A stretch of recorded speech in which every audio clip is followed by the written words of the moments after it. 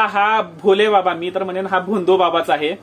हा भोंदू बाबा जेव्हा बाबा झाला त्यावेळेला त्याच्यावर पुन्हा त्याच्यासोबत 7 जणांवर गुन्हा दाखल झाला, तो म्हणजे आघोरी उपचार पद्धतीमुळे. म्हणजे आघोरी उपचार पद्धतीतून लोकांना फसवणे आणि त्यांच्याकडून पैसा लुटणे असा गुन्हा त्याच्यावर झालेला आहे. तरी सुद्धा लोकांना काडीची अक्कल नाहीये. अशा भोंदू बाबाच्या गळाला ते अडकलेले आहेत. आणि या प्रकरणामध्ये 122 लोकांचा जो बळी गेलेला आहे, या बळीच्या आरोपाखाली आयोजकांना अटक झालेली आहे आणि हा पाखंडी बाबा त्यातून सुटलेला आहे. त्याला याच्याशी काही देणं घेणं नाहीये.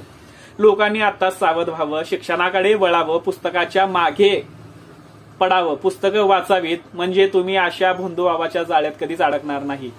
आणि श्रद्धा असावी मित्रांनो, श्रद्धा असावी, पण अंधश्रद्धा नसावी. कोणत्याही एका माणसाच्या प्रभावाखाली तुम्ही दबता कामा नये. तुमचं ज्ञान